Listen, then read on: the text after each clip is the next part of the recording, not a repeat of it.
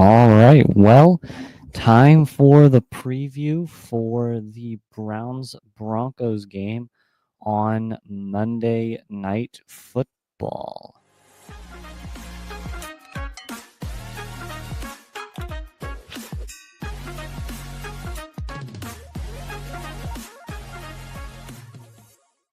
All right.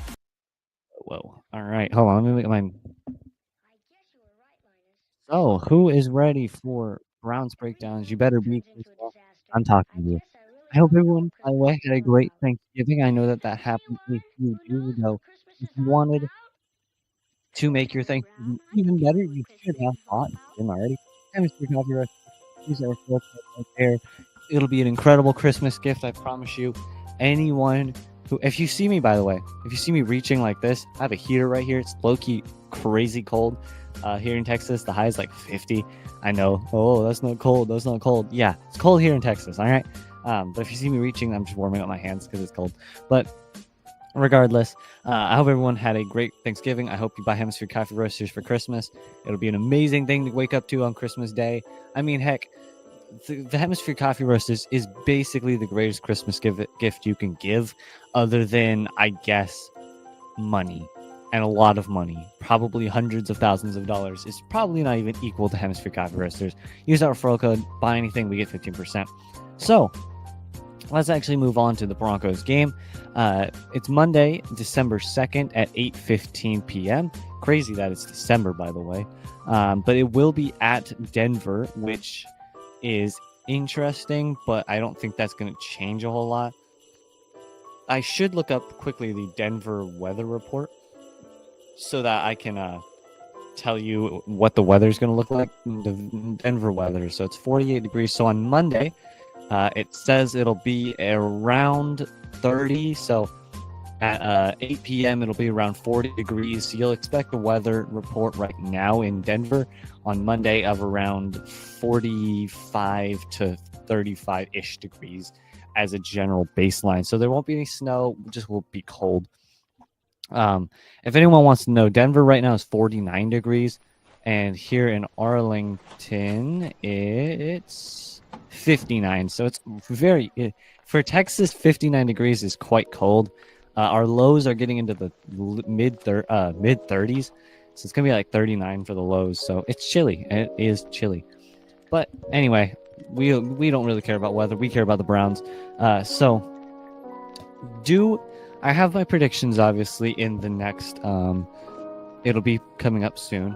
But predictions for the game right now, I don't, especially because it's Monday night, so we don't have a full injury designation yet. I don't think the injury report says anything other than, there is no injury report this week. Everything right now, there is no. We are waiting for Saturday. Okay, let me collect my thoughts really quickly. There is no injury report today. I know that sucks, but there is not one. The reason being is because it's a Monday Night Football game, we play Thursday, Friday, Saturday instead of Thursday or Wednesday, Thursday, Friday. So we have an extra day of practice, which is happening today. So there is no game status. Same for the Broncos.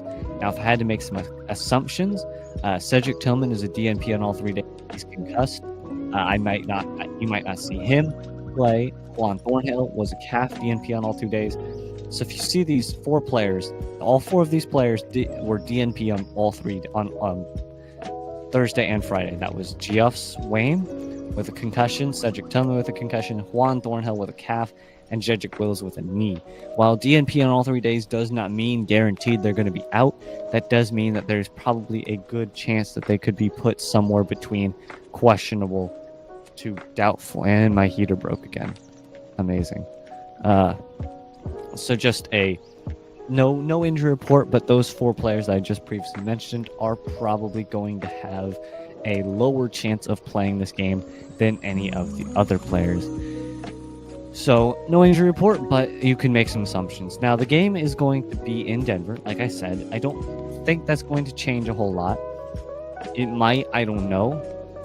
I don't think it's going to be like a huge home field advantage, especially with snow and stuff. We'll see. Then the next game after this is against the Steelers again, Sunday, December 8th. So it's going to be a bit of a short week. but not too terribly much. And we got a really nice length. This is about, I'm pretty sure, if I'm not mistaken, what the heck? Why is there a 122-minute game recap for the Browns-Steelers game last week? Hold on. Sorry about this. I'm just trying to figure out why there's a... All right. Anyway, I hope you guys can't hear that, but I'm getting distracted. Oh, thanks, YouTube. 2 ads. Amazing. Yep, never mind.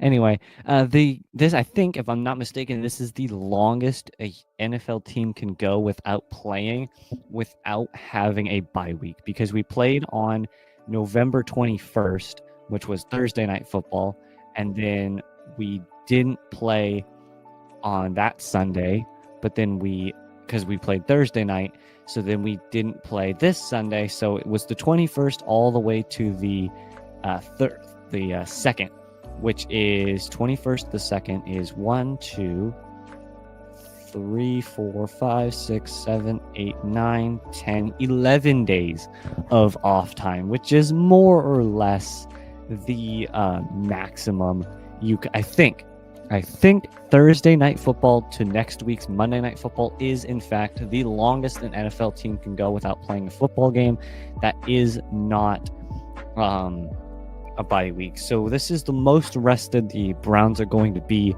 probably the rest of the season, since I think we have one more primetime game, but I'm not completely sure. So it does change a lot how long it's been since we had to play a football game. And it does feel like a while too, because we won't get one on Sunday last week and we won't get one this Sunday. It does feel like it's been quite a long time since the Browns have played a football game. And I mean, 11 days isn't a short time. That is quite a long time in terms of NFL, considering most of the time it's 7 to even 4 days sometimes, if you go Sunday to Thursday, or if you go Sunday to Monday, sometimes you can have as low as 4 or 5 days of rest time. Most of the time it's closer to 7, but sometimes it isn't. So yes, I believe this is the longest we can go. So the Browns don't have an excuse of saying they're tired and they're exhausted. Now, we will be playing in Denver, so there is that mile-high factor of the 5,280-ish feet of elevation, which is definitely a bit of a concern. Usually, players don't suffer too much, but it is definitely a thing that can happen where players will have less oxygen, so they won't recover as quickly on the bench, so they'll be more exhausted more quickly and for longer periods of time. So that is something we do need to consider, but I don't think it's going to be a huge problem. So I don't think it's going to be that big of a problem. Now, the elevation of Cleveland is 653 feet, and the elevation of Denver, obviously, is almost a mile high. Yeah, 5,280. Is it exactly 5,280, or is it a little... is it perfect? Oh, wow, because its official elevation is exactly 1 mile above sea level. I knew it was 1 mile. I grew up in Denver. I knew it was called the Mile High City. I didn't realize it was actually perfectly 5,280. I thought it was like 5,280.6 or something. And they're like, oh yeah, mile high. Cool. Good to know. You learn something new every day, I guess. Let's do advertisements real quick, then I'll get into my predictions and everything else.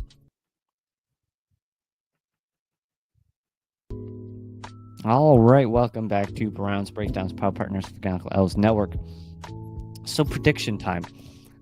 If you read the title, you already probably know my prediction with the title of "Do the Browns have a chance against the Broncos?" Parentheses, they don't. I don't think we're going to win. I hate to say it. Then again, we did shock the world against the Steelers, and we did shock the world against the Ravens. So, well, not the world, just the United States and like the 15 people in Europe who watch. It's actually a significant amount of people who watch in Europe, which is kind of crazy. Same with Brazil. Or did we play in Brazil, or did we play in... Oh, it was Mexico, I think. Regardless, I don't have the Browns winning. I simply don't. The Broncos have been really good. Really good, more like pretty good. They haven't been really good, but they've been a good team, and I think they definitely are going to beat us. They're third in the AFC West. Oh wow, that's kind of crazy. But they're 7-5. They lost to the They beat the Raiders by 10 last week. They beat the Falcons by like 32.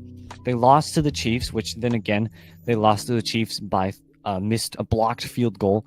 And if you know the Chiefs and if you watch the stupid Friday night football against the Raiders, the Chiefs managed to win again by 2 points because they fumbled the ball. So I hate the Chiefs. But then the Broncos lost to the Ravens 41-10. That was the game right after we beat them. The Ravens were just kind of angry. Then they beat the Panthers, Saints, lost to the Chargers, beat the Raiders twice. Broncos won against the Jets, Buccaneers, lost to the Steelers only by 7. Lost to the Steelers and then lost to the Seahawks by 7. So a lot of the losses, other than the Ravens loss and the where is it? Oh no, just the Ravens loss was the only time the Broncos have been blown out. Everything else has been 7 or less points. So that obviously proves that they have all 5 of their losses are less than. You could count them as half losses. Yes, on the scoreboard they count as a loss, but they were close enough that they probably could have been half losses. Now, the Chiefs game, let's be honest here, they should have lost. The Chiefs should have lost. They blocked the field goal. It was crazy, but it happened. You could say the same thing about the Raiders. The Raiders should have won, but the Chiefs managed to find a way to win again.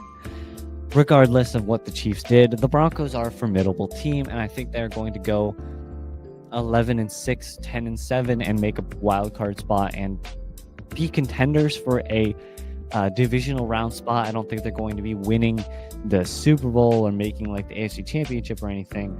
I do think they'll be a formidable my stupid heater's broken again. A formidable team.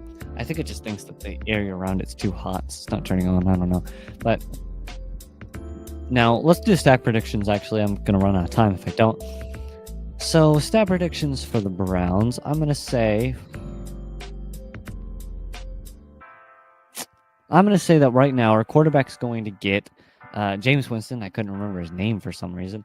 He's going to get 270 yards, 1 touchdown, 1 interception. I think he's going to be okay. He's not going to be great. I think he'll just be fine. I'm going to say Nick Chubb, 18 carries, 65 yards, 1 touchdown. And I'm going to say we kick a field goal for a total of 17 points. So I will say we'll have a fumble. I don't know who will have it, but I'll say we have a fumble. And then I'll say we'll have 6 penalties for 58 yards. On the Broncos side, I'm going to say the Broncos, obviously, are going to have that interception and fumble. I'm going to say Bo Nix is going to go 310 yards, 2 touchdowns, 1 interception. I'm going to say running the ball, they're going to have 21 carries for like 100 yards and 1 touchdown. They're going to have a field goal for a total of 24 points. So the total will be 24-14. Defensively, they're going to have the Browns. I'm going to say the Browns are going to have 4 sacks. The Broncos are going to have 6 sacks. I'm going to say that they're going to kind of kill Jameis Winston with their defense and our kind of broken up offensive line. And then they're going to have those 2 turnovers, 1 fumble, and 1 interception for the Broncos defense. Penalties, I'm going to say 7 for 65 for the Broncos. So your final score is 24-14, Broncos on top. I'm going to say it's not going to be a terribly interesting game, but it'll certainly be one that is worth watching. If you're a Browns fan, you should watch every game, but whatever. They're the Browns. Sometimes you really don't want to watch a game, and I respect that because the Browns low-key kind of suck. So that's my stat prediction. That's my score prediction. That's my prediction in general. I don't have a whole lot left now. I hope everyone enjoyed this episode. I hope everyone had a great Thanksgiving as well. I hope you were thankful for something.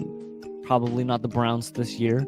I guess we should be thankful that the Browns haven't lost all of their games, right? We won 3. Be thankful that the Steelers still suck because the Steelers are annoying. Because we don't want to see the Steelers or the Ravens or the Bengals do anything good. Preferably, we'd like all 3 of those teams to win 0 games every single year forever. I know that all the Ravens, Bengals, and Steelers fans are saying the exact same thing about the Browns. This is just how the AFC North works. But I love you all. Thank you for tuning in. Go Browns. It will be 2 days until the game, of course, from today. I will be recording on the 4th of December. So this is the last recording of November. The 4th of December will be when I'm back, Wednesday the 4th. So I love you all, and I will talk to you guys in the next episode. Peace.